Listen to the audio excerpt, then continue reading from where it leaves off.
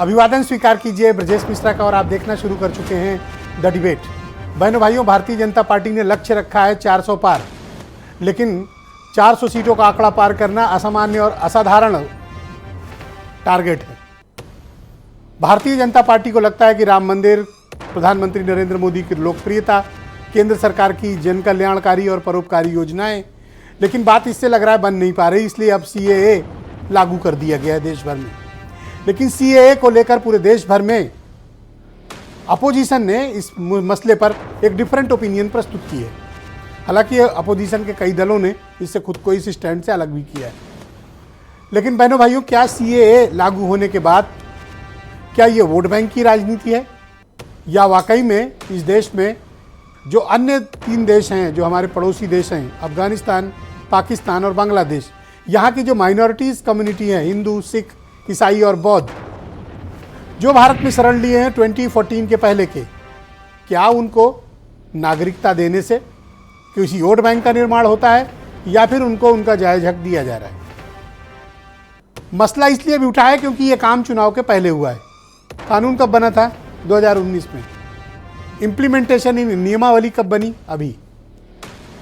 तो जब नियमावली बनती है उस दिन से कानून इम्प्लीमेंट माना जाता है, पास आप चाहे जब से करा के बैठे हो, लेकिन प्रभावी माना जाएगा जिस दिन से नियमावली लागू की गई है। नियमावली ये कहती है कि भारत के पड़ोस के 3 देश, सिर्फ 3 कैटेगरिकली लिखा हुआ है, पाकिस्तान, अफगानिस्तान और बांग्लादेश, यहाँ की माइनॉरिटीज़ कम्युनिटी जो 2014 के पहले भारत आ चुके हैं, उनको हम नागरिकता देंगे। लेकिन नागरिकता ली जाएगी इसका कोई कानून अभी नहीं है, यानी एनआरसी फिलहाल लागू नहीं हो रहा है। लेकिन सीएए अगर लागू होगा तो कितनी बड़ी तादाद में शरणार्थी भारत रह रहे हैं। बहनों भाइयों, इनकी बड़ी संख्या है। अभी मोटे तौर पर अनुमान नहीं है, लेकिन भारत सरकार के गृह मंत्रालय ने एक पोर्टल के जरिए एप्लीकेशंस मंगवानी शुरू की हैं। तब आधिकारिक डेटा पता चलेगा कि भारत में पाकिस्तान, अफगानिस्तान और बांग्लादेश से कितने शरणार्थी यहाँ पर रह रहे हैं। 2 दिनों से अपोजिशन और सत्ता पक्ष यानी भारतीय जनता पार्टी के बीच राजनीतिक बयानों का सिलसिला चल रहा है। लेकिन आज सुबह भारत के गृह मंत्री अमित शाह का ओपन इंटरव्यू आया।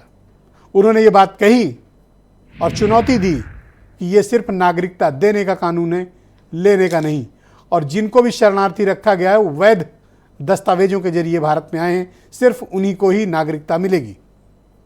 उन्होंने विपक्षी दलों पर सीएए के नाम पर राजनीति करने का आरोप भी लगाया। और आज शरणार्थियों के एक बड़े ग्रुप ने दिल्ली के मुख्यमंत्री और आम आदमी पार्टी के चीफ अरविंद केजरीवाल के घर के बाहर प्रदर्शन भी किया। और इसके बाद केजरीवाल बेहद खफा हुए, प्रेस कॉन्फ्रेंस की, गृह मंत्री को भी जवाब दिया और कहा कि जब नागरिकता नहीं मिली तब पाकिस्तानी दिल्ली में घुसकर उनके घर के बाहर, एक चुने हुए मुख्यमंत्री के घर के बाहर प्रदर्शन कर रहे हैं, तो इन्हें नागरिकता मिलेगी तो कितनी अराजक स्थिति होगी। बहन भाइयों, ये मसला इतना आसान नहीं है जितना हम समझ रहे हैं, और ये मसला उतना राजनीतिक भी नहीं है जितना हम समझ रहे हैं। ये बहुत ही कॉम्प्लिकेटेड प्रोसेस है। इसका सबसे ज़्यादा एपिक सेंटर और इफेक्ट कहाँ पे है? नॉर्थ ईस्ट में, पश्चिम बंगाल में। दिल्ली तो एक शोकेस है। दिल्ली में भी बड़ी तादाद में शरणार्थी रहते हैं जो पाकिस्तान के विभिन्न प्रांतों से उत्पीड़न के शिकार होकर वैध दस्तावेजों के जरिए भारत तो आए लेकिन दोबारा गए नहीं। ऐसे लोगों की एक कॉलोनी भी है दिल्ली में। लेकिन ऐसे आरोप है कि बड़े पैमाने पर रोहिंग्या लोग बांग्लादेश से भागकर इधर आए और वो रह रहे हैं। लेकिन इनका चिन्हीकरण आसान काम नहीं है, बहुत ही मुश्किल काम है, और इसमें बहुत ही तकनीकी विषयों पर भी ध्यान देना होगा। देश की आंतरिक सुरक्षा पर भी ध्यान देने की आवश्यकता होगी। यह सामान्य प्रकरण नहीं है। यह जितना कॉम्प्लिकेटेड इंटरनल सिक्योरिटी के साथ साथ है, उतना ही कॉम्प्लिकेटेड सोशल फैब्रिक और भारत की आधारभूत संरचनाओं को लेकर भी है। क्या इसको लेकर राजनीति हो रही है? एक्चुअली चर्चा इसलिए क्योंकि ये लाया गया है ठीक चुनाव के ठीक पहले। शायद पहले लाया गया होता तो इतना हल्ला नहीं मचता, लेकिन ये देश में हर चीज चुनाव से जोड़ी जाती है। जब चुनाव नज़दीक आते हैं तो सरकारें भी बड़े फैसले करती हैं, और जब विपक्ष को लगता है कि सरकार ने गुगली मारी है तो वो इसको राजनीतिक बताते हैं। आप कुछ स्टेटमेंट सुने भारत के गृह मंत्री के और दिल्ली के चीफ मिनिस्टर के, फिर आज की डिबेट को हम आगे बढ़ाएंगे। अब टाइमिंग का या पॉलिटिकल गेन या लॉस का सवाल नहीं है। अब विपक्ष तुष्टीकरण की राजनीति कर कर, एपीसमेंट की पॉलिटिक्स कर कर वोट बैंक को कंसोलिडेट करना चाहता है। मैं उनको विनती करना चाहता हूं कि आप एक्सपोज हो चुके हो, ये मत करिए।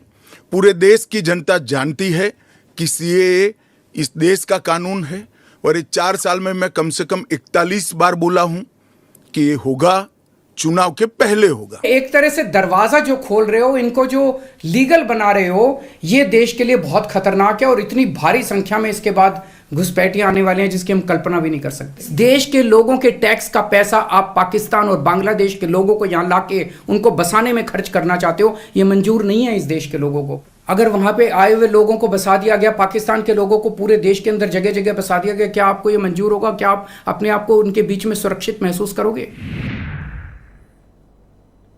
तो बहनों भाइयों, इस पर चर्चा को आगे बढ़ाएंगे। समीर सिंह उत्तर प्रदेश में भारतीय जनता पार्टी के प्रवक्ता हैं, अब्बास हैदर समाजवादी पार्टी के प्रवक्ता हैं, थोड़ी देर में हाजी हसन भी हमें ज्वाइन करेंगे, जाने माने इस्लामिक मामलों के स्कॉलर हैं, अनुराधा शर्मा आम आदमी पार्टी की प्रवक्ता हैं, अरुण राजभर एसबीएसपी के राष्ट्रीय प्रवक्ता और वीरेंद्र सिंह जी हमारे स्टेट हेड।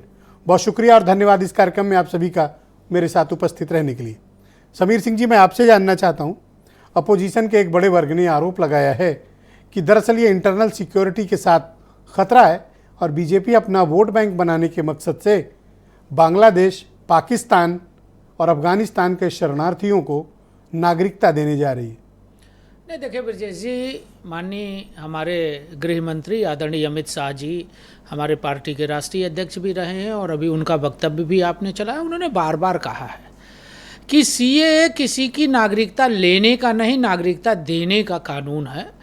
और लोकसभा और राज्यसभा में बाकायदे इस पर चर्चा के बाद ये कानून बना है और देश के अंदर जो कानून लोकसभा और राज्यसभा में बनता है उसको सबको स्वीकार करना चाहिए और उसके लाभ हानि के बारे में इसके पहले लोकतांत्रिक प्रक्रिया में डिस्कशन हो चुका है। कानून लागू हुआ है, निश्चित रूप से हमारे एजेंडे में रहा है। हम हमेशा कहते रहे कि जो ऐसे अल्पसंख्यक जो पाकिस्तान, बांग्लादेश और अन्य देशों से हमारे यहाँ आए हैं, वर्षों से निर्वासित जीवन जी रहे हैं, उनको सुविधाएं नहीं मिल रही हैं, हम उनको भारत का नागरिक मानते हैं।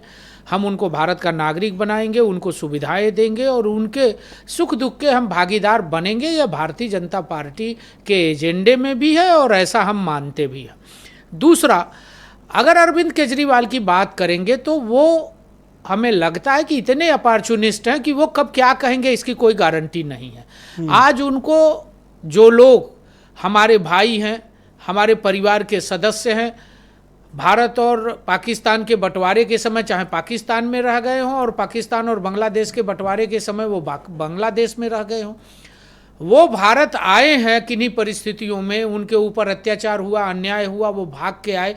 उनको लगा था कि भारत हमारा भाई है, हमको शरण देगा, हमारी दुख सुख को सहेगा, उसका समाधान करेगा। उनको इससे कोई मतलब नहीं है। वो कहते हैं कि साहब ये तो आतंकवादियों को बुलाने जैसा है। मैं एक याद दिलाना चाहता हूँ, अरविंद केजरीवाल जी दिल्ली के मुख्यमंत्री हैं और कहते हैं कि साहब हम सबसे ज़्यादा गरीबों के बारे में बात करते हैं। कोरोना के काल में अरविंद केजरीवाल ने दिल्ली के अंदर लाइट और पानी कटवा दिया और उत्तर प्रदेश और बिहार के लोगों से दिल्ली से बाहर भगाने का काम किया।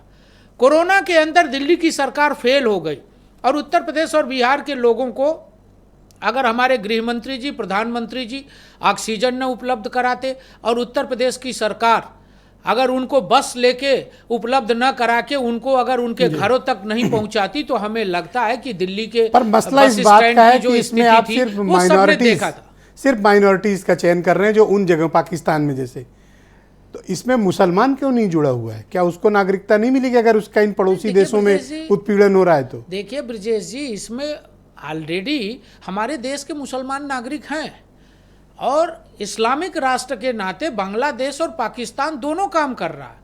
आज वहाँ स्थिति आप जानते हैं, जो हिंदू बांग्लादेश और पाकिस्तान से भारत में आए, आप अभी पश्चिम बंगाल की बात कर रहे थे, मैं एक समाज का नाम भी बताता हूँ। मथुआ समाज का एक ऐसा वर्ग है जो बॉर्डर पर बांग्लादेश के बॉर्डर से निकल के आया है, पश्चिम बंगाल का निवासी है। पिछले दिनों वो खुशी मना रहा था इससे, इस नाते कि उनको उनकी सुविधाएं बहाल हो रही, उन्हें लग रहा है कि जिसको हम अपना मान के आए थे वो हमें स्वीकार कर रहा है और हमको गले लगा रहा है। तो मैं माननीय इसकी प्रधानमंत्री गारंटी कौन जी को लेगा? और गृह मंत्री जी को बधाई देता हूं कि कम से इसकी कम गारंटी कौन लेगा कि जो आए हैं वो सब नागरिक ही हैं, जरूरतमंद ही नहीं, हैं? देखिए हो सरकार- सकता है कि इसमें कुछ देश विरोधी तत्व भी नहीं, हों, ब्रजेश जी- ये भी हो सकता है कि उन देशों की एजेंसियां भी लगी हो इनके पीछे। नहीं ब्रजेश जी, ये तो एक सिक्योरिटी का इंटरनल पार्ट है।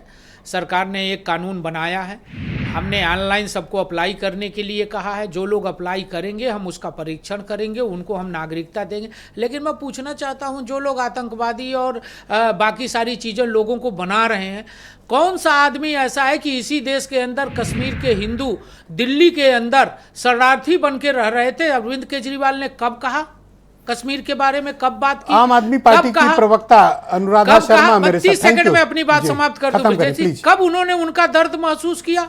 दूसरा मैं और कहना चाहता हूं, दिल्ली के अंदर पिछले दिनों जो दंगे हुए, जिसमें जिस प्रकार से आम आदमी पार्टी के एक विशेष नेताओं का हाथ रहा और उनकी गिरफ्तारी हुई, उनके छतों पर पेट्रोल बम और पत्थर पकड़े गए, वो किस बात का संकेत है? अरविंद केजरीवाल जी उसका उदाहरण क्यों नहीं? अनुराधा जी आप सुन पा रही हैं?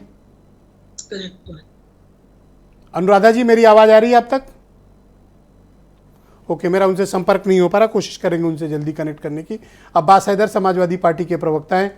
मैं आपसे जानना चाहता हूं कि CAA पर समाजवादी पार्टी का क्या ऑफिशियल स्टैंड है?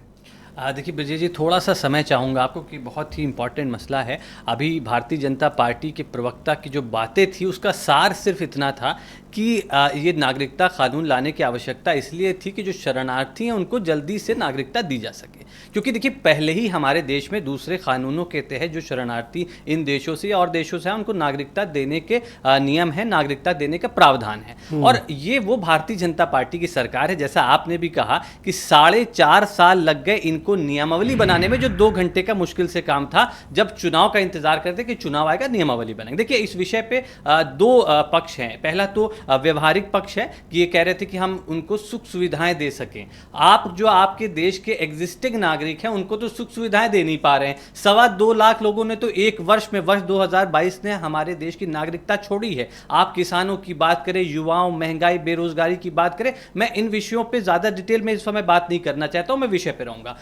वो पूरा देश इन चीजों से क्या सपोर्ट में CAA के या अपोज कर रहे हैं? नहीं, निश्चित रूप से ऐसा कानून जो हमारे देश के संविधान के अगेंस्ट है उसको हम विरोध करेंगे। मैं वैधानिक पक्ष पे आ रहा हूं, पहले मैं व्यवहारिक पक्ष पे बात करना चाहूंगा। तो इन्होंने सुख सुविधाएं देने की बात करी, इन्होंने कहा कि जल्दी से हम उन्हें नागरिकता दे जाएंगे, तो दोनों ही चीजों में ये फेल हो गए। इनकी ही नीति से, इनकी ही जो कार्यकाम है उनसे ही दिख रहा है कि आप ये दोनों नहीं चाहते। उसके बरक्स, उसके उल्टा DDA ने, जो हिंदू शरणार्थी दिल्ली में रह रहे थे, DDA जो केंद्र की एजेंसी है, उनको नोटिस थमाती है, अभी 4 दिन पहले की बात है, कोई पुरानी बात नहीं, कि आप लोगों के जो रेफ्यूजी कैंप्स हैं इनको गिराया जाएगा, इनको डिमोलिश किया जाएगा। ये इनके डबल स्टैंडर्ड है, ये इनकी नीति है। तीसरी बात, अब मैं आता हूं उसके वैधानिक पक्ष पे। देखिए इनका ये कहना है कि हम जो है इन देशों से 5 धर्मों का आपने नाम लिया, उनके जो रेफ्यूजी 2014 से पहले हैं उनको हम नागरिकता देंगे। ठीक है, इसके अलावा आपका जो सिर्फ एक, इस पे जो आप इस लॉ को अगर पढ़ेंगे तो इस पे सिर्फ एक उसका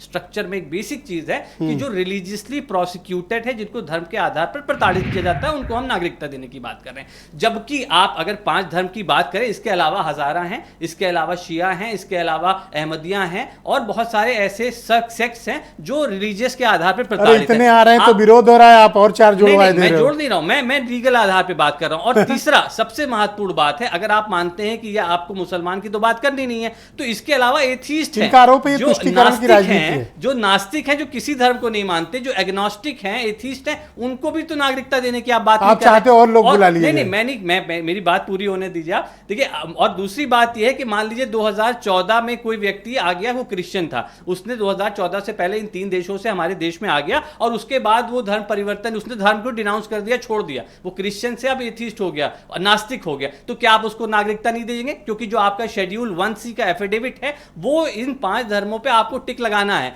तो कहीं ना कहीं ये पूरा फ्लॉ है इसमें। आर्टिकल 14 जी आप सुन पा रही हैं मुझे? आर्टिकल 14 मैं आपसे जानना चाहता हूं कि क्या वजह है कि आपकी पार्टी इतना खुला विरोध CAA का कर रही है? आपको क्यों ऐसा लगता है कि ये कोई इंटरनल सिक्योरिटी में थ्रेट है?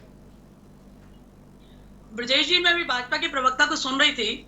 मैं पहले उन्हीं की बात का जवाब देना चाहती हूँ, फिर अपनी बात पे आऊंगी। अभी उन्होंने सबसे पहले अपनी बात रखते हुए एजेंडे की बात की थी। मेरी आवाज मिल रही है आपको? परफेक्ट मिल रही, गो अहेड। जी, उन्होंने एजेंडे की बात की थी कि हमने अपने एजेंडे को पूरा किया है। तो मैं आपके माध्यम से उनसे पूछना चाहती हूँ कि क्या भारतीय जनता पार्टी का एजेंडा सिर्फ शरणार्थियों को नागरिकता देना ही था? क्या भारतीय जनता पार्टी के एजेंडे में किसानों की जीवन की खुशहाली नहीं थी? क्या नौजवानों को रोजगार देना एजेंडा नहीं था? क्या महिलाओं को सुरक्षा देना उनका एजेंडा नहीं था? क्या देश की पूरी नदियों को जोड़ना उनका एजेंडा नहीं था? क्या अच्छे दिन उनका एजेंडा नहीं था? क्या काला धन उनका एजेंडा नहीं था? क्या भ्रष्टाचार को खत्म करना उनका एजेंडा नहीं था? उन्होंने एजेंडे की बात की जो बिल्कुल निराधार है और जो बिल्कुल अतार्किक है। दूसरी बात मैं कहना चाहती हूँ, अभी जिस दीनदयाल उपाध्याय जी की तस्वीर लगा के ये लोग वोट मांगते फिरते हैं और भाजपा के लोग राजनीति करते हैं, उन्होंने कहा था कि किसी देश का मतलब ये नहीं होता कि सीमाएं, किसी देश का मतलब होता है उसके भीतर रहने वाले लोग। ये संवेदनशीलता की बात करके असंवेदनशील काम करते हैं। हमारा एतराज मैं घूमकर उसी विषय पे आता हूँ कि ये इंटरनल सिक्योरिटी पर थ्रेट क्यों लगता है आपको? ब्रजेश जी, हमारा एतराज सीएए पे नहीं है। हमारा एतराज देश के हित में होने वाले मुद्दों को सियासीकरण करने पर है। हमारा एतराज राजनीतिकरण करने का है। हमारा एतराज वोटों के पोलराइजेशन की राजनीति का है। मैं आपको प्रमाणित करती हूँ अपनी बात को। पहला उदाहरण देती हूँ। लाल किले से आदरणीय मोदी जी ने कहा कि हम विभाजन विभीषिका दिवस मनाएंगे। मुझे बताए भाजपा के प्रवक्ता कि 47 के अंदर जो जख्म देश को मिले, जो देशवासियों को मिले, उन्हें कुरेदने के लिए कि क्या वजह थी उनके पास? क्या कहना चाहते थे वो इस बात को लाल किले से कह के? क्या वो लोगों के जख्मों को ताजा करके उनकी आंखों के आंसुओं को दोबारा से बाहर निकलवाना चाहते थे? मैं आपसे तीसरी बार ये बात पूछना चाहता हूं कि आपकी पार्टी के चीफ और दिल्ली के चीफ मिनिस्टर ने कहा कि अगर इनको नागरिकता मिल गई और ये आपके घर के बाहर सड़क के दूसरी तरफ झुग्गी लगा लेंगे, बलात्कार होंगे, लूटपाट होंगी, हत्याएं होंगी, अराजकता होगा, रिसोर्सेज पे कब्जे हो जाएंगे। उनकी बात को समझिए और उनकी बात को तोड़ी मरोड़िए नहीं। जो उन्होंने कहा है मैं आपको क्लियर करती हूँ। उन्होंने ये कहा है कि 2014 तक जो लोग आए उन्हें आप नागरिकता देंगे, लेकिन जो लोग आए हैं वो उत्पीड़ित लोग हैं। जब उन लोगों को नागरिकता मिलेगी तो उन तीनों देशों में, बांग्लादेश, पाकिस्तान लोग हैं, उनको आने से कौन रोकेगा? और अगर वो आएंगे तो उनकी संख्या करोड़ों में होगी। और जब आप उनको भारतीयों के अधिकार देने की बात करते हैं तो फिर उनको कहाँ बचाओगे आप? उनको कहाँ से? नहीं, ये शरणार्थियों को, प्रधानमंत्री कह रहे हैं, इन शरणार्थियों को ये कहना कि हत्या, लूटपाट, लॉ एंड ऑर्डर की प्रॉब्लम क्रिएट होगी, आप सहमत हैं इस बात से? मुझे बताइए, जब झुग्गी झोपड़ियों में आदमी रहेगा, जब वो भूखा मरेगा। आज प्रधानमंत्री कहते हैं कि मैं 80 करोड़ लोगों को रोटी खिला रहा हूँ, केंद्र सरकार रोटी दे रही है। आप अपने देश में तो भूखमरी को रोक नहीं पा रहे हैं। आप अपने देश के लोगों को तो मकान दे नहीं पा रहे हैं। आप उन्हें खुशहाली। ब्रजेश जी, फंडा ये है कि विश्व स्तर पर अपने चेहरे को चमकाने के लिए, अपनी छवि को चमकाने के लिए, इसलिए तो नहीं कि आपकी पार्टी के चीफ मिनिस्टर के घर के बाहर आज शरणार्थियों ने प्रदर्शन किया, इस कारण तो आप नहीं खफा हैं उनसे? नहीं, तो उसको तो वोट बैंक बनाने की राजनीति कर रही है ना भाजपा। क्यों किया उन्होंने? केंद्र सरकार के अंदर पुलिस आती है, उसको संरक्षण देती रही पुलिस। आपने जो किया है वो कंप्लीट आपने जो किया है वो बता बातें करेंगे। हाँ, कंप्लीट करें मैम, कंप्लीट करें, 10 सेकंड और। ये अपना वोट बैंक बनाना चाहते हैं, तो हमारा ये कहना है कि आप इस देश के उन लोगों की चिंता करिए जो ऑलरेडी संविधान ने जिनको नागरिकता दी है। मैं डिबेट के दूसरे चरण में आपके बाकी विचारों को सम्मिलित करूंगा, कृपया हमारे साथ बनी रहिए। जी, मैं अरुण राजभर को इनवाइट करता हूं इस डिबेट में। एसबीएसपी के प्रवक्ता हैं। अरुण जी, आपका स्वागत है। मैं आपसे जानना चाहता हूं कि आपकी पार्टी क्या सीएए के हक में है या खिलाफ है, और अगर हक में है तो क्यों? सुहेल देव, भारतीय समाज पार्टी और माननीय ओम प्रकाश राजभर जी हमेशा से देश हित में जो भी फैसले होते हैं, हम देश हित में एनडीए और सरकार के साथ रहते हैं।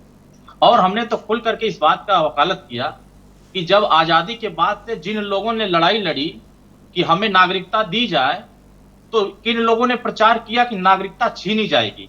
ये विपक्ष के लोगों ने ये संदेश दिया अपने द्वारा कि ये कानून, विपक्ष ने कहा कि ये छीनने वाला कानून है, लेकिन देश में ये नहीं बताया कि इस कानून से लोगों को नागरिकता मिलेगी, किसी की नागरिकता छीनी नहीं जाएगी। जब इनको वोट मिलता है तब ये आवाज नहीं उठाते हैं, जब वोट नहीं मिलता है तो फिर ये आवाज उठाना शुरू करते हैं। ये राज्य का मसला नहीं है, ये राष्ट्र का मसला है। ये देश का मसला है। और देश में जो माननीय प्रधानमंत्री जी ने फैसला लिया, हम सुहेलदेव भारतीय समाज पार्टी तहे दिल से स्वागत करती है और तमाम लोगों से कहते नहीं, हैं। आपको ये कैसे कि पता इसका कि दिल ये से जो स्वागत शरणार्थी हैं ये किसी और को वोट नहीं देंगे? ये आपको कैसे इतने इनको तो दावे हक से कह आज ये सकते हो विरोध आप? क्यों कर रहे हैं? कांग्रेस को ही मौका मिला था, आंदोलन करने वाले श्री केजरीवाल साहब के घर गए थे, वो आंदोलन करने वाले भी तो यही मांग कर रहे थे कि हमें नागरिकता दी जाए। जो लोग भारत से दूसरे देश में जाकर निवास कर रहे हैं, जो वहां रह रहे हैं, उनको नागरिकता दिलाने की बात कभी नहीं मैडम, बीच में मत बोले प्लीज। पहला राउंड है, प्लीज प्लीज प्लीज अगर देश की इंटरप्ट ना सरकार ने करें। 4 साल के संघर्ष के बाद कानून बना करके देश के सामने रख दिया, तो जो वोट बैंक की राजनीति कर रहे थे, जिनको लगा कि अब मुस्लिम वोट हमारा तो है ही, अब दूसरी खेमा में नहीं जाएगा, अब उसके न्याय की बात जब देश के प्रधानमंत्री जी ने किया, माननीय अमित शाह जी ने किया, तो वोट की राजनीति तो करने वालों मुसलमानों चिंता को बढ़ तो गई। खुश होना चाहिए कि कम से कम जो इस्लामिक देश हैं, पाकिस्तान वगैरह, वहां से कुछ लोग यहाँ आएंगे रहने, पाकिस्तानी आ रहे हैं यहाँ नहीं, रहने, देखिए, तो मुसलमानों को ऐसा तो कुछ खुशी नहीं होनी है। चाहिए। देश के लोग जो लंबे समय से हमारे ही देश में रह रहे हैं, उनको नागरिकता नहीं मिल रही है। ये भ्रम फैलाया जा रहा है विपक्ष के द्वारा कि ये जो बाहर से पाकिस्तान से आएंगे उनको नागरिकता दी जाएगी। जो पहले से रह रहे हैं उनको तो दे ही नहीं पाए थे कांग्रेस वाले, तमाम दल सरकार बनाए वो तो दे नहीं पाए थे। अगर किसी ने देश के लिए, उनके लिए चिंता किया, उनके हकों के लिए चिंता किया, उनकी सुरक्षा के लिए चिंता किया, उनके हक अधिकार के लिए चिंता किया, उनके विकास अच्छा, की दो चिंता विषय किया, देश के अपोजिशन की प्रधानमंत्री तरफ से उठाए गए हैं। एक विषय यह है कि इंटरनल सिक्योरिटी खतरे में, लॉ एंड ऑर्डर परेशानी में पड़ सकते हैं हम लोग। दूसरा विषय, जो हमारे पास रिसोर्स हैं भारत के पास, वो हमारे अपने लोगों के लिए है ना, दूसरों को क्यों दें? ये इनके मूल विषय हैं। देखिए, वो उनके पार्टियां खतरे में हैं, उनके राजनीति खतरे में है, कैसे? उनकी कुर्सियां खतरे में हैं, क्योंकि ये देश के लोग इस बात को भरोसा कर रहे हैं कि जो एनडीए की सरकार ने कमिटमेंट किया देश के सामने, उसको पूरी जिम्मेदारी के साथ पूरा किया। कांग्रेस क्या कह रही है कि जिस दिन हमारी सरकार बनेगी मैं इसको वापस करा दूंगा, इसको हम खत्म कर देंगे। क्यों? क्योंकि आपको 55 साल सरकार बनाने का मौका देश की जनता ने दिया, लेकिन आपने कोई निर्णय नहीं, आपके पास इच्छा शक्ति है नहीं, आपके पास दिल है नहीं देश के लिए, आपके पास विचार, कोई विजन है नागरिकता नहीं देश के संशोधन लिए। कोई बच्चों का खेल नहीं, कोई ऐसे कैसे खत्म कर देगा।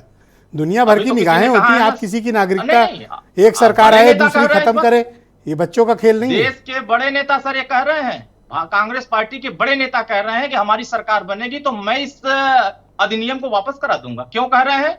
क्या इनको वोट नहीं मिला था?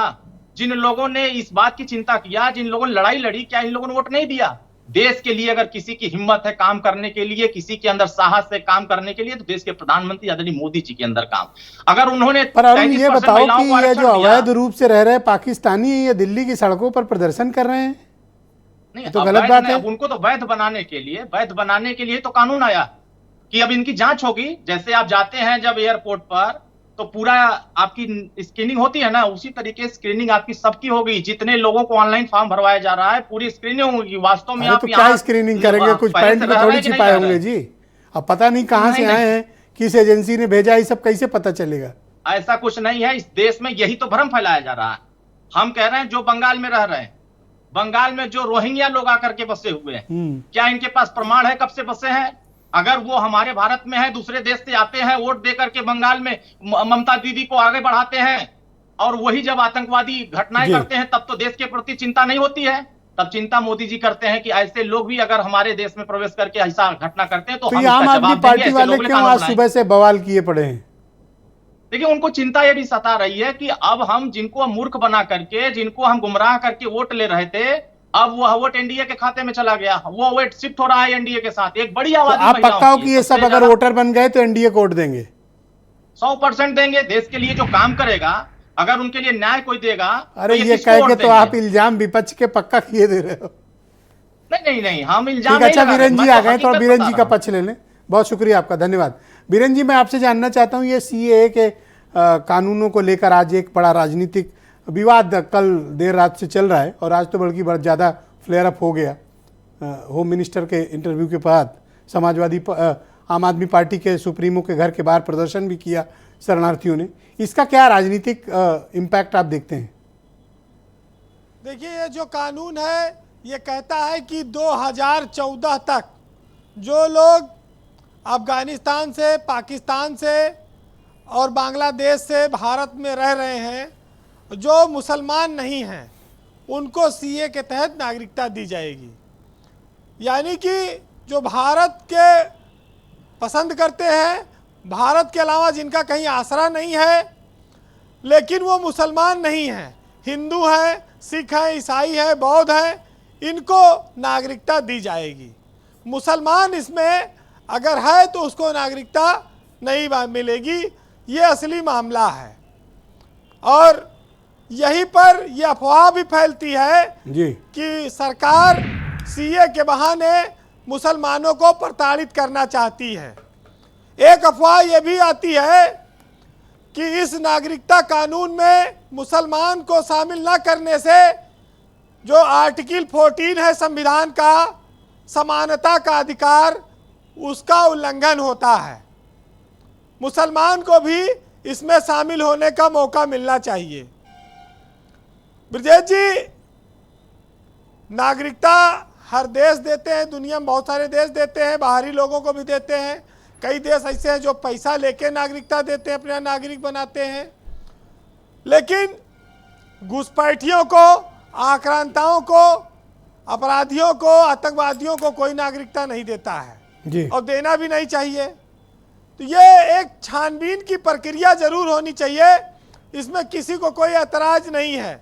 लेकिन चूंकि जब मुसलमान नाम आ जाता है तो फिर वोट का मामला शुरू हो जाता है और फिर वहाँ पर हिंदू वोटों का ध्रुवीकरण अलग होता है और मुसलमान का अलग होता है। दोनों के लिए बोलने वाली अलग अलग पार्टियां आ जाती हैं।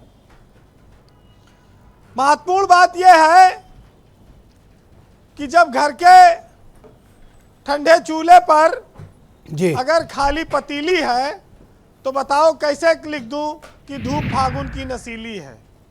जब इस देश में मुसलमान रेलवे स्टेशन पे पानी बेच रहा है, अंडा का ठेला लगा रहा है, शिक्षा का अभाव है अधिकतर जगहों पर, उसकी आबादी सामान्य कामों में लगी हुई है।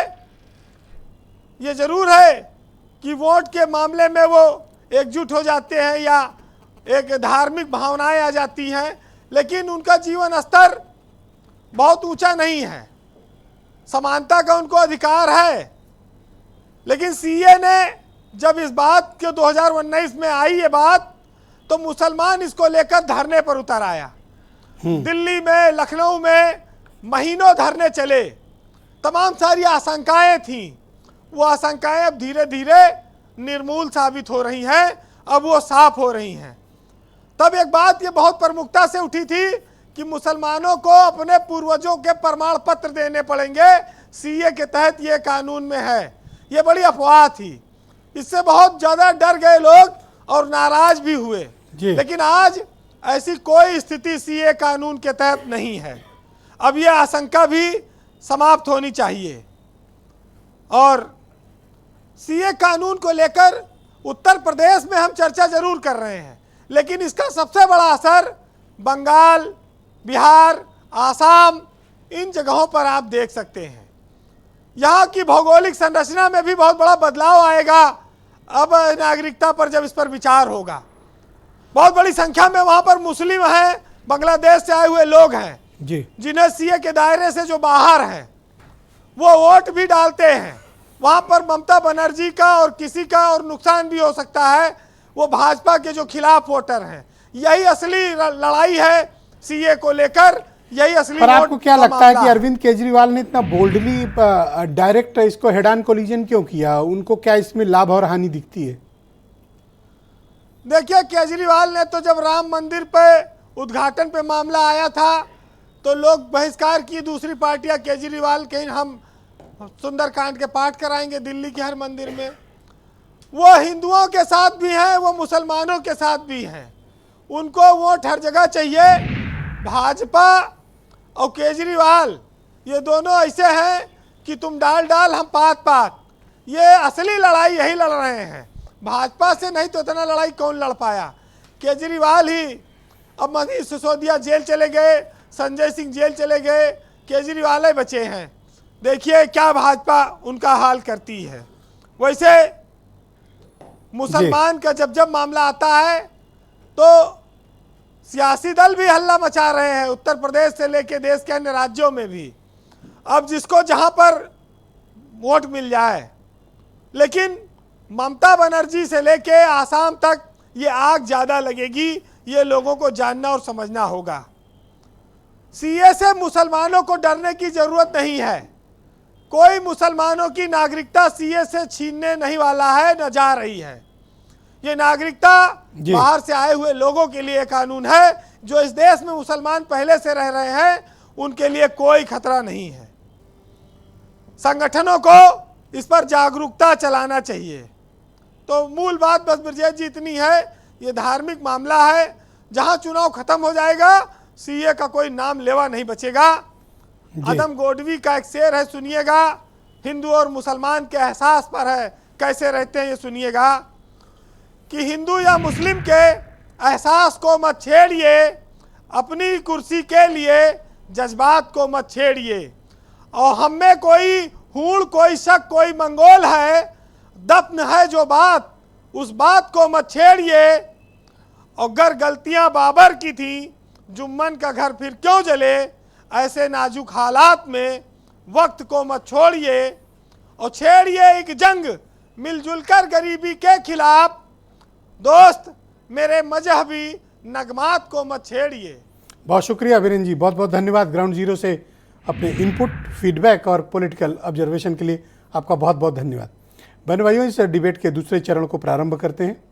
आज हम सिटीजनशिप अमेंडमेंट एक्ट यानी सीएए पर चर्चा कर रहे हैं, जो प्रभावी कर दिया गया, और इसको लेकर विपक्ष और सत्ता पक्ष दोनों राजनीतिक दलों के बीच काफ़ी गहमा गहमी मची हुई है। आरोप और प्रत्यारोप का सिलसिला शुरू हुआ है। अपीजमेंट की भी पॉलिटिक्स इसे करार दिया जा रहा है। समीर सिंह उत्तर प्रदेश में भारतीय जनता पार्टी के प्रवक्ता हैं, वो बताएंगे कि पहले चरण में जो विपक्षी दलों ने उन पर आरोप लगाए उस पर बीजेपी की क्या सफाई है। नहीं, देखिए ब्रजेश जी, मैं दो बातें कहूँगा, थोड़ा मैं समय भी चाहूँगा। एक तो आम आदमी पार्टी की प्रवक्ता हमारी बहन बहुत, अनुराधा जी बहुत सलीके से झूठ बोलती हैं। अरविंद केजरीवाल जी की बेचैनी क्या है आप समझिए। इनकी पार्टी, रुकिएगा, आपको पूरा समय इनकी दूंगा। पार्टी की बेचैनी समझिए। अरविंद केजरीवाल की पूरी पार्टी, अभी ये भ्रष्टाचार की बात कर रही थी, अच्छी बात है आप भ्रष्टाचार की बात कर रही। दिल्ली सरकार भ्रष्टाचार के आकंठ में डूबा हुआ है। इनके नेता, इनके मंत्री, इनके डिप्टी सीएम जेल में है, इनको सुप्रीम कोर्ट से भी रिलीफ नहीं मिल रहा।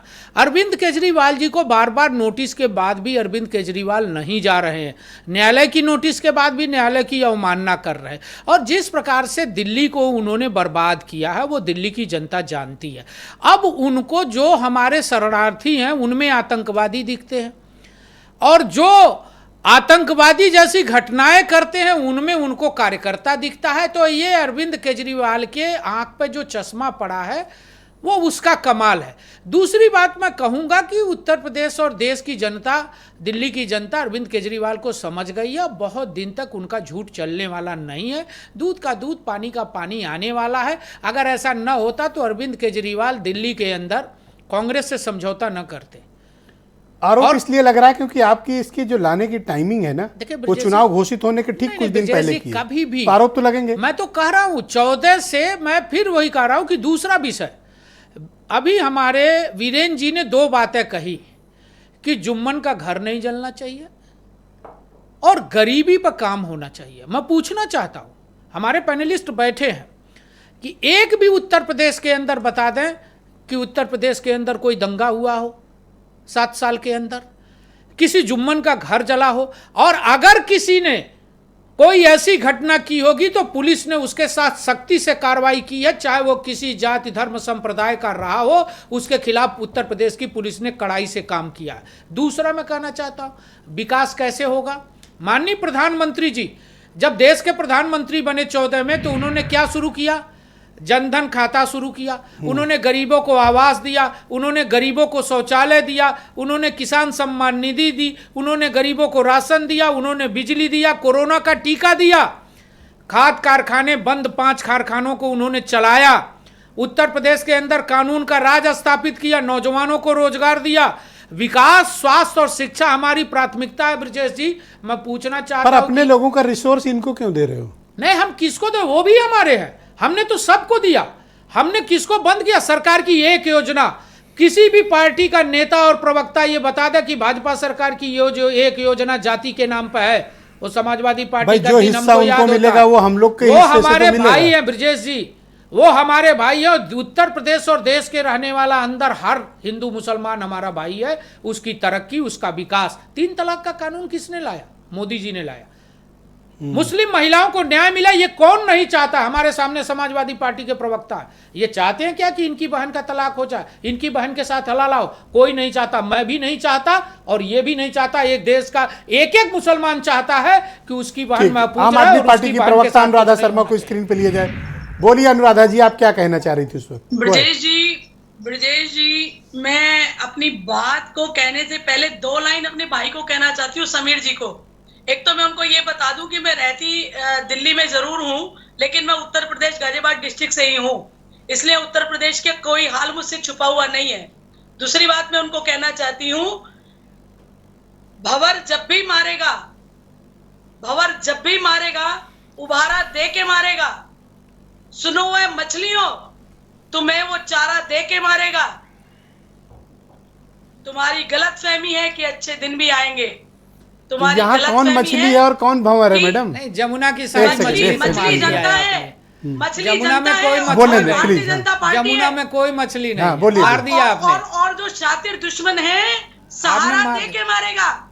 ये जो बात हो रही है भाईचारे की और परिवार की, मुझे समीर जी जरा जवाब दे दें।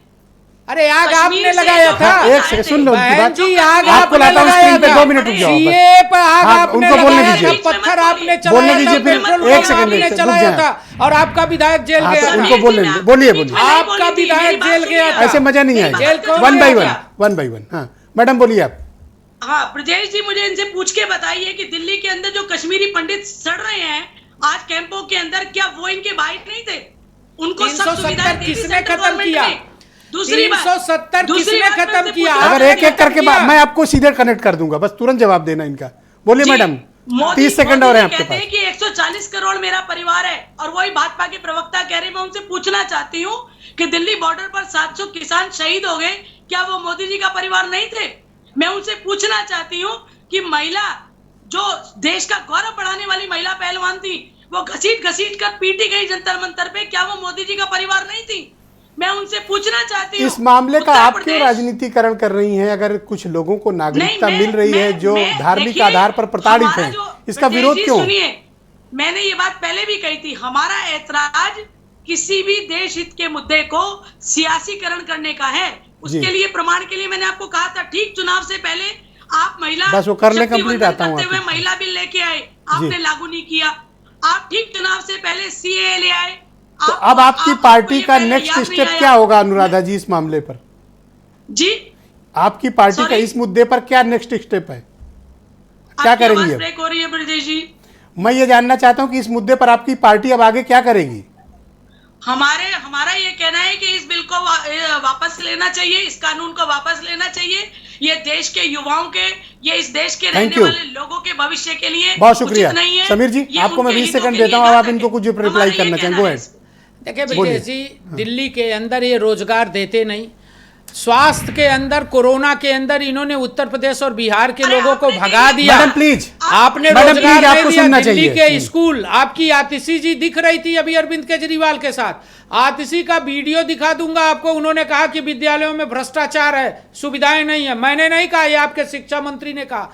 आपके शिक्षा मंत्री जेल में है। आबकारी घोटाला किसकी सरकार में हुआ? अरविंद केजरीवाल ने किसको जी। लाभ पहुंचाने के लिए कानून नहीं, बनाया? जेल से और बचने के लिए 40 भी करोड़ मैडम सुन रुपया, लीजिए, हाँ। सुन लो ना बहन 10 जी, सेकंड और बचे सर, 40 करोड़ रुपया अपने घर 'अनुराधा के जी सुनिए, शिक्षा में नहीं। खर्च किया अरविंद सुनिए। केजरीवाल ने। 'अनुराधा जी कोई प्लीज, जवाब नहीं है आपके पास। प्लीज शांत रहिए। और उन उपद्रवियों को अरविंद केजरीवाल ने Thank you. भोजन कराया था जिन्होंने इन अब्बास हैदर को स्क्रीन पे लाया जाए। धन्यवाद, बहुत बहुत शुक्रिया आप दोनों का। समय पड़ा तो फिर देखिए, समीर जी ने तो कह रहे हैं दुनिया- 3 तलाक का कानून लेके आए। Thank you. हाँ, बोलिए। देखिए, इन्होंने दुनिया जहान की Thank सारी you. बात करी, हाँ। लेकिन मुद्दे Go पे ahead. एक बात नहीं खाना करी। खिलाया। एक बात इन्होंने मुद्दे पे नहीं करी पूरी डिबेट पे। ये कह रहे थे उत्तर प्रदेश में दंगे नहीं हुए, तो आप बताइए कानपुर में क्या हुआ, बिकरू में क्या हुआ, बुलंदशहर में क्या हुआ? अरे रुकिए भाई साहब, अब आपके समय में नहीं बोला था। थोड़ा डिबेट का जो गरिमा है उसको बनाए रखिए। दूसरी बात, इनको अपनी बात करने दीजिए, मैं आपसे अपराधी मारा गया और पुलिस वाले जो शहीद हुए वो आप एनसीआरबी के आंकड़े नहीं करते। 1 by 1 नहीं, इस तरह अच्छी बात नहीं है, गलत बात। कितने हजार Go ahead, 1 by 1 समीर जी, आपने हमने एनसीआरबी उसका के आंकड़े बदला पढ़ के नहीं आइए है। फिर बताइए। नहीं है। अब सुनिए मेरी ये बात, ये समाजवादी झूठ पार्टी फैलाना की बंद सरकार करिए। नहीं है। झूठ फैलाना अगर बंद करिए। गुंडा आप अपराध गोली की बात चलाएगा करते हैं तो तो उसके सीने पे 2015 और पुलिस 2019 के चलाएगी। आंकड़े ये मिला बीजेपी लीजिएगा। की सरकार है। 66% एक-एक करके सुन लेते हैं। महिलाओं के प्रति बीजेपी अपराध की बढ़ा सरकार उत्तर है। प्रदेश में। आप सीए पे आज- रहिए, सीए मैं- पे। नहीं इन्होंने सीए सारी पे बात, मैं अपने इनकी स्टैंड सारी को और बात, क्लैरिटी मैं दीजिए। सारी बात की बात करूंगा। देखिए इनका हाल यही है कि इन्होंने सब बात करनी है, झूठ फैलाना है, सच से दूरी रखनी है, और इन्होंने सब बात करी। इनका सिर्फ एक है, विरोधाभास की पार्टी है भारतीय जनता पार्टी। हालत यह है कि हम घर में नहीं है दाने और अम्मा चली बुनाने। आप उन रेफ्यूजी जो रह रहे हैं, वो हिंदू रेफ्यूजी, उनको कैंप में कह रहे हैं कि यहां से बाहर निकलो। दूसरी तरफ आप कहते हो नागरिकता देंगे। अरे भाई नागरिकता दोगे तो बसाओगे कहां? आपने तो 2022 के अंत तक देश में सबको पक्का मकान देने की बात की थी। कहां है पक्का मकान? क्या सबके पास पक्का मकान है इस देश में? बताइए। आप कहते हैं कि किसानों की आय दुगनी करेंगे, 2022 के अंत तक हुई आय दुगनी। आप नौकरी देने की बात करते, तब तक 20 करोड़ नौकरी मिलनी थी। तो कितना आप हिसाब क्या है आपके चाहते हैं पास? कि ये सीएए वापस हो हम या ये इसमें कोई चाहते हैं, संशोधन हो? देखिए सबसे हम लोग सीधे- मीनिंगफुल डिबेट देखिए, करें। दो आप विषय सजेस्ट हैं। क्या करते देखिए हैं? व्यवहारिकता ये है कि ये देश जो हमारे कंट्री के रिसोर्सेज हैं उनको जो ऑलरेडी कम है, जो हम अपने नागरिकों को आप नहीं पूरा कर पा रहे, आप अगर नागरिक बढ़ाएंगे तो हम कैसे पूरा कर पाएंगे? ये हमारा व्यवहारिक पक्ष है। क्या चाहते हैं वैधानिक आप? पक्ष ये है कि आर्टिकल 14 जो एब्सोल्यूट है वो कहता है कि एवरीबडी जो है वो हमारे जो न्यायालय के प्रति सब बराबर है, भले वो इस देश का नागरिक ना हो। तो 2014 के बाद जो पहले जो व्यक्ति हमारे देश में आया वो आर्टिकल 14 के अधीन आएगा। अब उसमें से कोई व्यक्ति अगर दूसरे धर्म का है तो वो न्यायालय में जाएगा और कहेगा कि भाई ये हम पे क्यों नहीं लागू है। तो उसमें निश्चित लिखा रूप से हुआ है ना जाएगा। कि धार्मिक आधार पर प्रताड़ित होना चाहिए, ये कंडीशन मैंने imposed आपको है। बताया ना। देखिए अगर ये आप- condition अगर आप imposed है। आप इन 3 राज्यों की बात कर रहे हैं, 3 देशों की, ये धार्मिक, इनमें इस्लामिक स्टेट है आपके हिसाब से, तो मैंने कहा ना एथीस्ट है। मेरे हिसाब से नहीं, कॉन्स्टिट्यूशनली है वो, अपने बिल्कुल है, कॉन्स्टिट्यूशन। बिल्कुल है। मैं कह रहा हूं अगर कोई नास्तिक है तो वो भी तो धर्म के आधार पर प्रताड़ित हो सकता है। उसको आपने क्यों नहीं डाला इसमें? ये आपने पहले राउंड में भी बोला था। आप चाहते क्या हो? मैं चाहता हूं कि जो हमारे संविधान के अधीन नहीं है ऐसा नियम अगर आप देश में लाएंगे तो इससे हमारे देश में, अगर आप चाहते हैं कि वैमनस्य फैलाया जाए, हमारे देश की जनता को भटकाया जाए, तो आप भटकाने रद्द करना में चाहिए। नाकाम रहेंगे। रद्द ये करना ऐसा चाहिए। बिल्कुल रद्द करना चाहिए। और Okay, इनकी thank मंशा you। भी नहीं है नागरिकता देना, मैं हाजी- इनकी मंशा सिर्फ ध्यान भटकाना है और कुछ नहीं है। Thank you. मैं हाजी हसन साहब को आमंत्रित करता हूँ इस डिबेट में। सीए तो आ गया, जी सीए तो आया है, लेकिन चुनावी आगाज को लेके आया है। देखिए अगर सीए मुसलमान लागू नहीं है करना, उसमें। मुसलमान कैसे रहेंगे? तो कहते हैं मुसलमानों को वोट ही नहीं चाहिए। कब ये कहा तो ऐसा? बिल्कुल बार मुझे बार नहीं कहा लगता गया ऐसा कि कहा। मुसलमानों का वोट गलत नहीं बात। चाहिए। नहीं कहा होगा। नहीं गलत बात। इससे नहीं, मैं टोक दिया इनको, आप जवाब देना। हाँ बोलिए। ये कभी भारतीय जनता पार्टी के एक नेता का बता दीजिए बयान जो कहा हो कि हमारे यहाँ अल्पसंख्यक मोर्चा है, हमारे यहाँ 1 दर्जन अल्पसंख्यक नेता है जी, मुस्लिम नेता है ब्रजेश जिनको जी, मैंने अगर विधान अगर परिषद में अगर भेजा। चुनावी हाँ। चर्चा ही करवानी हो हाँ, तो आप फिर बोलिए, सिर्फ अपनी माइक पक्ष ही नहीं का, रखिए बाकी सबके कि सीए का क्या आपका क्या हमारा स्टैंड है? कहना है कि जो है वो बोलिए ना। भाई आप झूठ मत क्यों बोलिए। टोपी दाढ़ी से कौन पहचान रहा था भाई साहब? कौन पहचानता था? वो कौन था जो क्रोनोलॉजी समझा रहा था? वो कौन लोग थे? वो कौन थे? देखिए झूठ बोलना ठीक है, हमारे प्रधानमंत्री जी ने बार बार कहा झूठ बोलो, झूठ बोलो, झूठ बोलो, जोर नहीं, से झूठ बोलो, तो आप धीरे बोल बोलो, रहे हो। प्यार झूठ से तो आप बोलो बोल रहे हो। आप और बोल इतना रहे हो। बोलो। अभी आप बात बोल कर रहे थे, आप मुसलमानों के ठेकेदार मत बनो। भाई आप पूरे आप देश के ठेकेदार ठेकेदार मत हैं। बनो मुसलमानों आप के। पूरे देश इस के देश का ठेकेदार हैं। मुसलमान आप भाजपा प्रदेश के के साथ ठेकेदार है, हैं। सरकार के साथ है, बिल्कुल प्रधानमंत्री के सिर्फ साथ है। 40%, आप 30% हाशिए लोगों पर ने हो। आपको वोट दिया आप है। हाशिए उनकी पर हो। ठेकेदार- कहाँ किस अरे, दुनिया में जी रहे हो? देखिए ये बता अरे रहे फिर ये जिसकी challenge चाकरी ये- कर रहे हो ये- उससे पूछो ये वो धमका कितना रहे पाया? हैं। नहीं, कोई धमका ये नहीं। ऑन वो कैमरा कितना धमकाने के पाया? आप हाशिए अरे पे आप क्यों अपनी रहे हो? पार्टी बताओ अरे कितना आपकी पाया? क्या हैसियत है? आपकी पार्टी ये बताओ हाशिए पे ना। ढकेलेंगे। आप बताओ ना आपकी कितना कोई हैसियत प्रतिशत नहीं है वोट कि आप पड़ा? हाशिए पे ढकेलेंगे। नहीं, नहीं, आप आप तो बताओ सेवक ना। हैं। आप बताओ सेवक ना। है, मुसलमान नौकर है। हमारे साथ है। नौकर है। देश का मालिक बनने मुसलमान की हमारे कोशिश साथ है। पहले- देश का मुसलमान राष्ट्रवादी है। देश का मुसलमान ये देश भी तो के मुसलमान साथ है। आपसे भाजपा के सर्टिफिकेट लेना साथ है पड़ेगा और राष्ट्र के मुसलमानों को साथ है। सर्टिफिकेट आप देंगे। नहीं, आप नहीं दोगे। जो बार बार आप किसी को पत्र लिखते सर्टिफिकेट थे नहीं जेल दोगे। से, आप अपनी बात वो कहो। लोग उनके आप अपनी न्यायिक बात सर्टिफिकेट कहो। देंगे। आप अपनी बात कहो। हमारी एक सरकार की योजना अगर मुसलमान के ठीक, खिलाफ आप हो बताओ तो कि बता क्या दो। सीए लागू करना चाहिए, भाई देखिए, रद्द एक होना सरकार की चाहिए? एक एक बात सेकंड, नहीं करने देंगे ये। आप बोलिए, क्योंकि रद्द होना चाहिए या लागू? देखिए Sensibly हम लोग बात बिल्कुल करें, हाँ, रद्द बोलिए। होना चाहिए। जो भी क्यों रद्द चीज होना चाहिए? हमारे संविधान के अनुरूप नहीं है, ये एक तरह से एक मखौल बन गया पूरे विश्व में, जो हम विश्व गुरु बनने का डंका बजा। कौन सा संविधान के अनुरूप नहीं है? आप संविधान में तर्क रखिए। संशोधन एक कौन सेकंड, करता है? सुन तो लो। ब्रजेश जी। हाँ। नहीं नहीं, कौन आप तर्क करता है रखिए, संविधान क्यों में रद्द हो? संशोधन? रद्द लोकसभा क्यों और हो? राज्यसभा आप करती सुन है। लीजिए इनकी बात। हाँ, क्यों रद्द होना चाहिए, आप तर्क दीजिए। अच्छा, साहबानों पर किसने हाँ, संशोधन एक किया? सेकंड बोलिए। हाँ, गो अहेड।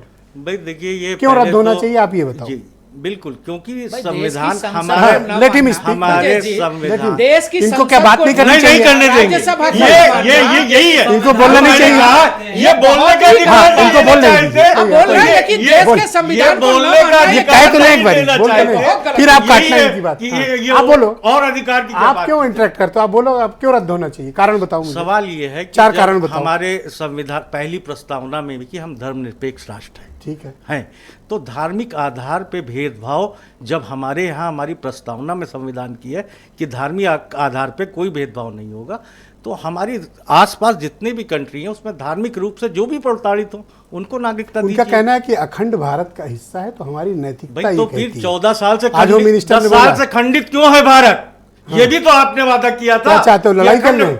अखंड नहीं, नहीं, क्या चाह रहे हो? लड़ाई कर सारा लो? विश्व हमारे प्रधानमंत्री जी की बात मान रहा है, विश्व गुरु है, तो इस बात पे क्यों तर्क नहीं मानने दीजिए के सर, लिए? तर्क। कोई हमला थोड़ी कोई कर देगा। नहीं, हमला ना करे। ठीक, जो हिस्सा हमारा कश्मीर ही जो पीओके कब्जे में है पाकिस्तान पे, क्या 10 साल में वो वापस ओके, अरुण राजभर को स्क्रीन क्या पे लाया जाए? चाइना Thank हमारे you, अंदर घुसता चला आ रहा थैंक यू है? सर। अरुण राजभर को लाया जाए स्क्रीन पे। अरुण, जो अपोजिशन है उसका कहना है कि ये रद्द किया जाना चाहिए कानून। यही तो बीमारी है कि विपक्ष के लोग कंफ्यूज हो गए हैं कि हम अब बोले तो क्या बोले, कहें तो क्या कहें, तर्क रखें तो क्या करें। तर्क विहीन लोग हो गए हैं, तर्क बचा नहीं है, विचार बचा नहीं है, सोच बचा नहीं है, देश के प्रति कोई सिद्धांत बचा नहीं है, तो फिर बस एक विरोध करना है। विरोध तो ये हर योजना पर किए थे, चाहे 370 हटा हो तब विरोध किए हो, राम मंदिर का शिलान्यास हुआ तब विरोध किए हो, 3 तलाक बिल आया तब विरोध किए हो, चाहे रोहिणी कमीशन का रिपोर्ट जो है राष्ट्रपति महोदय गया तब विरोध किए हो। कब इन लोगों ने विरोध नहीं किया? अब ये जब सीए लागू हो गया तब इसका विरोध करें, क्योंकि ये सपा वाले अब्बास हैदर बड़ा नाराज है, इनका क्या मामला है? नहीं, ये तो नाराज एक सेकंड इसलिए सर, रुक है कि जाओ, उनको सुनिए। यह पता है, हाँ। उनको यह पता है कि उनके लोगों को भी आवास एनडीए की सरकार दे रही है, मोदी जी की सरकार पहुंचा रही है, उनको भी 5 लाख का आयुष्मान कार्ड का योजना उनको भी मिल रही है। वो ये चाहते हैं कि इस देश रुक जाओ सर, बोल लेने दो। योजनाओं का लाभ न पहुंचे जी, उनको इस देश में उनको इस देश के में ये क्यों योजनाओं का चाहते हैं लाभ कि उनको- सिटीजनशिप अमेंडमेंट एक्ट रद्द कर दिया जाए? देखिए, वो इसलिए चाह रहे हैं कि देश के लोग अब सही दिशा में जाने लगेंगे, देश के लोग सही दिशा में खड़े होने लगेंगे, देश के लोग जो विकास के रास्ता तय कर रहा है उसके साथ खड़े हो जाएंगे। तो वो इनके साथ खड़े ना हो इसलिए भ्रम फैलाएंगे, ये झूठ फैलाएंगे, ये नफरत फैलाएंगे, तो इनको कुछ हासिल नहीं तो ये होना। आम अब आदमी याद पार्टी करिए, वाले क्या फैला रहे हैं फिर? देखिए आम आदमी पार्टी खुद भ्रष्टाचार फैला रहे हैं। भ्रष्टाचार के जाल में बच करके जो भ्रष्टाचार के खिलाफ आवाज उठाए, जो कांग्रेस के साथ जाकर कह रहे थे कांग्रेस को हम देश से हटा देंगे, आज कांग्रेस के साथ खड़े हैं। भ्रष्टाचार के खिलाफ लड़ाई लड़ने वाले कहाँ गए? भ्रष्टाचारियों के साथ। इस देश में Thank you. नफरत मिटाने की उन नहीं, कांग्रेसियों लड़ाई को तो ठीक, वही मैं है अनुराधा कि जी को देश- समय देता हूँ। ये अरुण, देश- एक सेकंड रुक देश जाओ, की आता हूँ। 140 करोड़ लोगों का हित की थैंक बात यू नहीं अरुण, करना है। थोड़ा डिबेट इंटरेक्टिव कर देते हैं। बताइए अनुराधा जी, ये एसबीएसपी वाले राजभर की पार्टी वाले तो बड़ी गंभीर बात कह रहे हैं। ब्रजेश जी, मैं उनसे यही पूछने वाली थी, आप मुझे बीच में सुन रहे थे। मैं उनसे ये पूछ रही हूँ कि जिस कांग्रेस की बात वो कर रहे हैं, उस कांग्रेस को तो गले लगा लगा के मोदी जी उनको राज तिलक कर रहे हैं। उस कांग्रेस को जो बीजेपी में आता है और वो आप तो उनके वॉशिंग साथ मशीन में गठबंधन करके धुल के निकल जाता है इल्लू उल्लू भाई। कर रही है। आप कौन से अरे, कौन सी ऐसी बात बातें न करते हैं? करें। अरे तार्किक उत्तर बातें प्रदेश करें। के अंदर- दिल्ली में गठबंधन उत्तर है, प्रदेश क्या के ये अंदर- दिल्ली में राज ऐसे है। शब्दों को इस्तेमाल नहीं। ब्रजेश जी, दिल्ली के गठबंधन में आप भी ही के पास आ कांग्रेस रहा के हूं, आप ही जवाब ये दीजिए। खिलाफ भ्रष्टाचार का नारा ब्रजेश जी, दिया, हमारा कांग्रेस ने ये कहना भ्रष्टाचार है किया। कि अरुण, जो चुनाव अरुण, वन बाई वन पहले बात तमाम करते हैं हम किया। लोग, one by one. Anuradha ji 10 second बचे हैं। जी, हमारा ये कहना है कि ठीक चुनाव से पहले भारतीय जनता पार्टी जो भी कदम उठा रही है, चाहे वो नारी सम्मान की नाम का इन्होंने महिला बिल लाए हो, चाहे ये सीए लाए हो, ये सब राजनीतिकरण कर रहे हैं। Thank Ram you. मंदिर का उद्घाटन तक तो इन्होंने बहुत बहुत सियासी धन्यवाद। बना दिया। समीर सिंह, वो तो आप इन्होंने वापस सियासी बात। बना दिया। ओके, समीर सिंह जी 10 सेकंड देखिए बोलिए। ब्रजेश जी, देश के अंदर कानून का राज है और लोकसभा और राज्यसभा को न मानना। अभी हमारे पैनलिस्ट कर रहे थे, साहब संविधान में परिवर्तन कैसे हो सकता है? साहबानों पर कैसे परिवर्तन हो गया संविधान के अंदर? न्यायालय के फैसले को कैसे बदल दिया गया? सीए पे आप जाइए, न्यायालय खुला हुआ, लेकिन लोकसभा को कानून बनाने का अधिकार है। कानून हमने बनाया। आपको पेट में दर्द क्यों होता भाई? आप सिर्फ अपनी बात करोगे, दूसरे की बात नहीं करोगे। ये भाईचारा है क्या? आप हमको नैतिकता सिखा रहे हो। और आम आदमी पार्टी की प्रवक्ता कांग्रेस के नेताओं को हम ले रहे हैं तो आपको दर्द अरे हो भाई, रहा है। आप तो मुसलमानों को हाशिए में ढकेल रहे आप हैं, गठबंधन बता रहे हैं कर रही हो। ना। दस सेकंड आप बोलिए। कांग्रेस में गठबंधन वाह, कर रही हो, वाह, तो आपको और दर्द रहेंगे, नहीं हो रहा। आपकी सरकार में आपको दर्द नहीं हो रहा। Thank you. देखिए, यही अब तो आपका देश टाइम हुआ, जानना 10 सेकंड। चाहता है। अरुण दस राजभर- सेकंड। यही अरुण- देश मैं जानना 10 सेकंड इनकी बारी है। चाहता हाँ। अरुण राजभर कि आपके एजेंडे क्लियर है। Thank you। आपका एजेंडा अब इनका 10 सेकंड देते हैं। आपका एजेंडा अरुण इस देश में राजभर रहने ये वाले कह रहे लोग हैं नहीं कि हैं। हम आप किसी के अरे लिए आप बोलिए, काम कर बोलिए, रहे हो। आवाज अरुण जा रही है। राजभर और किसी के भारतीय लिए जनता काम- पार्टी अरे जो आश्वस्त है। आतंकवादियों का आप बोलिए, आवाज जा रही है आपकी। आश्वस्त है। आप समय नंबर बात आपकी करें। हमारे देश के नागरिक आतंकवादियों बात नहीं का करेंगे। हाँ, बोलते रहिए। अरुण राजभर कह रहे हैं कि हम विदेश से लोग लाने पड़ रहे हैं अरे वोट देने के लिए। आतंकवादियों का 2024 मुकदमा में। वापस अरे लिए थे। आतंकवादियों आपने लिया हाँ, था बोलिए, ये बोलिए। आतंकवादियों का मुकदमा। शर्म करो यार, शर्म करो। आपकी अरे, सरकार में बहुत आतंकवादियों का मुकदमा ना ना वापस ना, लिया इतना था। शॉर्ट आप जैसे धन्यवाद। आतंकवादी थैंक यू, हो। Debate over. समाजवादी बहुत बहुत पार्टी धन्यवाद। हो, थैंक यू, सब थैंक यू। आतंकवादी डिबेट हो। ओवर। बहनों भाइयों, आप सभी का बहुत बहुत शुक्रिया कार्यक्रम देखने के लिए। धन्यवाद, नमस्कार। आज कुछ ज़्यादा ही हीटेड आर्गुमेंट्स हो गए। धन्यवाद, नमस्कार।